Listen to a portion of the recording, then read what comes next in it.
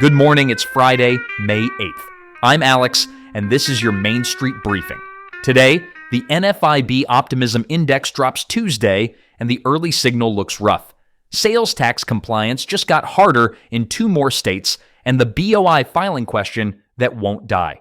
3 stories, 5 minutes, done.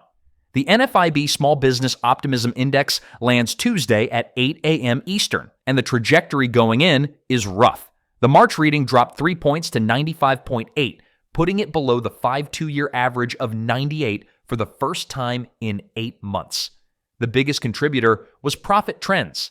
The net percentage of owners reporting positive profit trends fell 11 points to 2.5, the steepest one-month drop since the early pandemic. The Federal Reserve's Small Business Credit Survey backs it up. 42% of small firms still rank tariff costs as their top financial concern, and 30% plan to raise prices in the next quarter. Tuesday's April number will tell us whether March was a panic spike or the start of a real down cycle. If optimism comes in below 95, expect a full quarter of cautious capital spending across the sector, meaning your customers, especially business-to-business buyers, will delay purchase decisions. What to watch? Set a calendar reminder for Tuesday at 8 Eastern, pull the report at nfib.com, and read past the headlines straight to the price plans and earnings trends sub-indices. Those 2 move 6 weeks before the headline does and tell you whether to lean in or hold cash this quarter. Sales tax compliance just shifted in 2 states that almost no one noticed. Illinois removed its 2 transaction threshold on January 1st. Economic nexus there now triggers solely at $100,000 in gross receipts. That sounds like a relaxation, but it actually pulls in any small online seller who was previously avoiding nexus through low average order values. 46 states plus DC and Puerto Rico now have economic nexus laws, and most still use the $100,000 threshold, but California, New York, and Texas use $500,000, and Alabama uses $250,000.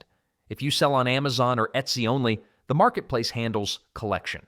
If you sell through your own Shopify, BigCommerce, or website in addition to a marketplace, you're responsible for the direct sales, and the audit risk is rising. State revenue departments are now using third-party transaction data to find non-filers, and the typical assessment runs 3 years of back tax plus penalties. What to watch? This weekend, run an annual sales report by state for 2025 in your e-commerce platform.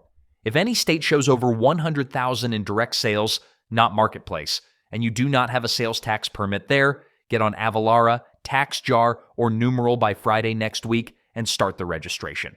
Voluntary disclosure beats audit notice every time. The beneficial ownership information question keeps coming back, and there is finally a clean answer. FinCEN's March 2025 rule formally exempted all U.S. small businesses and U.S. persons from BOI reporting. If you formed your LLC, S-Corp, or C-Corp in any U.S. state, you do not file. You don't owe a return. You don't owe a fee. You don't owe an update. The only entities that still file are foreign companies registered to do business in the U.S. And even there, the deadline structure was reset. Foreign reporting companies registered before March 26, 2025 had until April 25th to file. Anything registered since gets 30 days from registration. Why this still matters? Scam emails and letters claiming you owe a BOI filing fee are circulating heavily right now, often spoofing FinCEN letterhead and demanding payments of $100 to $200. There is no fee to file BOI directly with FinCEN, ever. What to watch? If you receive any letter, email, or text in the next 2 weeks claiming you owe a BOI report or a filing fee, ignore it. Do not click any link and confirm directly at fincen.gov/BOI. If you've already paid one of these scams, file an FTC complaint and notify your bank within 48 hours. That's your Main Street Briefing for Friday, May 8th. I'm Alex. Strong work this week, owners. Closing out National Small Business Week. Back Monday morning, same time.